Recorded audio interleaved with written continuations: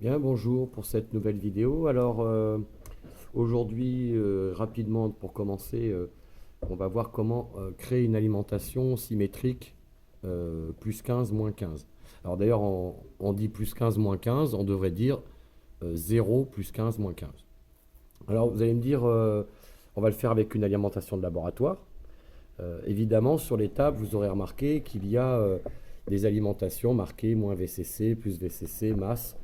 Et on peut être tenté de les utiliser. C'est pas complètement interdit, mais il est préférable d'utiliser une alimentation de laboratoire pour la bonne et simple raison que celles qui sont incrustées dans les tables ne sont pas limitées en courant, alors que pour des raisons en cas d'erreur, il est préférable d'utiliser une alimentation de laboratoire limitée en courant.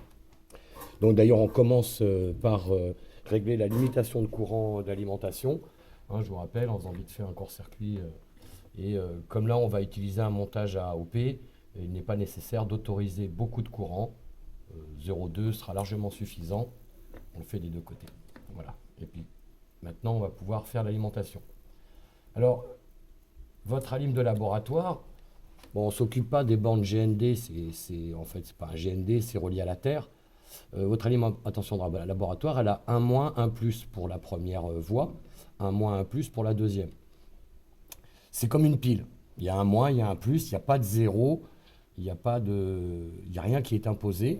Donc en fait, c'est vous qui allez décider qui est le zéro, qui est une tension positive, qui est une tension négative.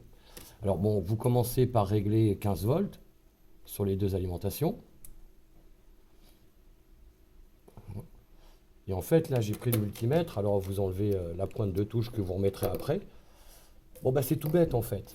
Si là, le noir, qui me sert de référence de mesure de mon multimètre, je le mets sur le moins et le rouge, je le mets sur le plus.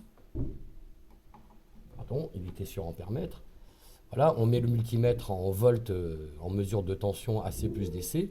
Bon, bah là, il me dit plus 15. Si maintenant je fais l'inverse, que je mets le noir du multimètre, donc ce qui est considéré comme la référence de mesure sur le plus et le rouge sur le moins,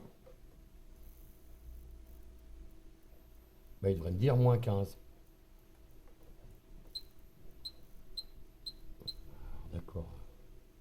Voilà, il faut se mettre en mode DC tout court. Et là, il me dit bien moins 15. Donc d'un côté, c'est plus 15. De l'autre côté, c'est moins 15. Donc ceci dit bien que l'alimentation, elle est positive, négative, suivant ce que vous choisissez. Donc en fait, le 0 volt, ce qu'on va appeler le 0 volt, c'est vous qui décidez où est-ce qu'il est. Par l'endroit où vous mesurez, avec la référence du multimètre, ou par l'endroit où vous prenez votre référence de tension quand vous faites un montage électronique. Donc pour faire cette alimentation plus 15 moins 15, c'est très simple. Je prends le plus et le moins, le plus d'une voie et le moins de l'autre voie. Je mets un fil noir parce que ça va être mon 0 volt. Et si maintenant je mets mon multimètre avec sa référence sur ce fil de connexion que moi je décide d'appeler 0 volt, bah évidemment par rapport à ce point-là, ici j'ai du plus. Voilà. Et par rapport à ce point-là, ici, j'ai du moins. Conclusion, j'ai bien du moins 15, 0, plus 15. Ça y est, j'ai fait mon alim.